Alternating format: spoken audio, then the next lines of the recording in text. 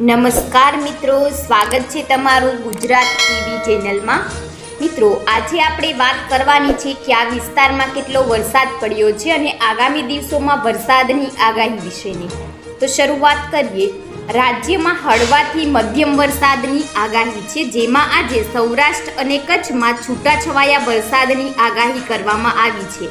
તેમાં ભાવનગર અને અમરેલીમાં સામાન્ય વરસાદની શક્યતા છે, તો ગીર સોમનાથમાં સામાન્ય વરસાદની શક્યતા સાથે સુરત, વલસાડ અને નવસારીમાં છૂટાછવાયા વરસાદની આગાહી કરાઈ છે અને ડાંગ, તાપી સહિત છૂટાછવાયા વરસાદની આગાહી સાથે ઉત્તર ગુજરાત અને મધ્ય ગુજરાતમાં વરસાદી માહોલ રહેશે।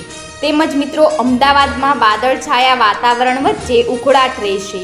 તો ગુજરાતમાં ફરી એક વખત વરસાદી માહોલ જામ્યો છે।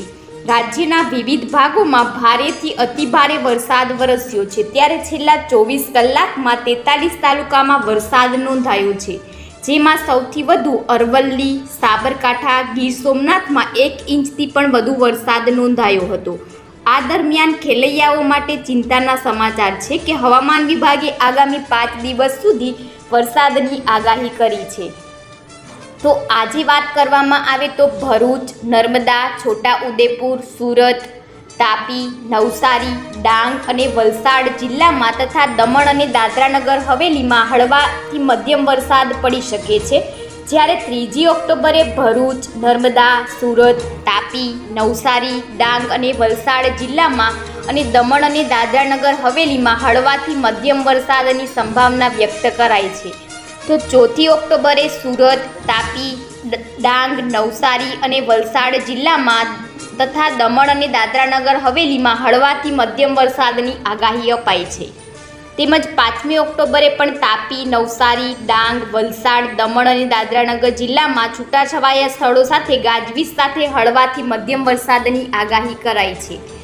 તો મિત્રો, રાજ્યમાં આજે હળવા વરસાદની આગાહી કરાઈ છે, જેમાં 2 દિવસ હળવાથી મધ્યમ વરસાદની આગાહી અપાઈ છે। તો સૌરાષ્ટ્ર અને કચ્છમાં પણ છૂટાછવાયા વરસાદની આગાહી છે। આજે ગીર સોમનાથમાં સામાન્ય વરસાદની આગાહી છે, તેમજ ભાવનગર અને અમરેલીમાં સામાન્ય વરસાદની આગાહી છે। સાથે સાથે દક્ષિણ ગુજરાતમાં પણ 7 દિવસ છૂટાછવાયા વરસાદની આગાહી કરાઈ છે।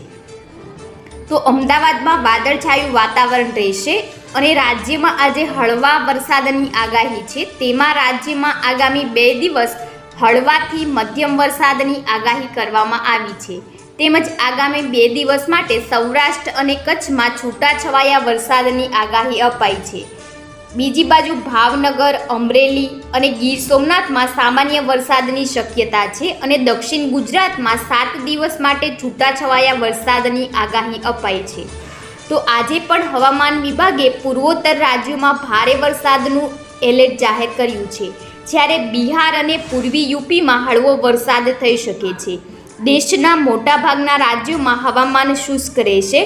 છેલ્લા 24 કલાક દરમિયાન પૂર્વોત્તર રાજ્યોમાં વિવિધ સ્થળોએ ભારે વરસાદ થયો છે અને હવામાન વિભાગના જણાવ્યા અનુસાર આસામ, મેઘાલય, ઉપ હિમાલય, પશ્ચિમ બંગાળ અને સિક્કિમમાં ભારે વરસાદ પડ્યો છે। આગામી 24 કલાક દરમિયાન વાત કરવામાં આવે તો અરુણાચલ પ્રદેશ, આસામ, નાગાલેન્ડ અને મેઘાલયમાં છૂટાછવાયા સ્થળોએ ભારે વરસાદની સંભાવના વ્યક્ત કરવામાં આવી છે।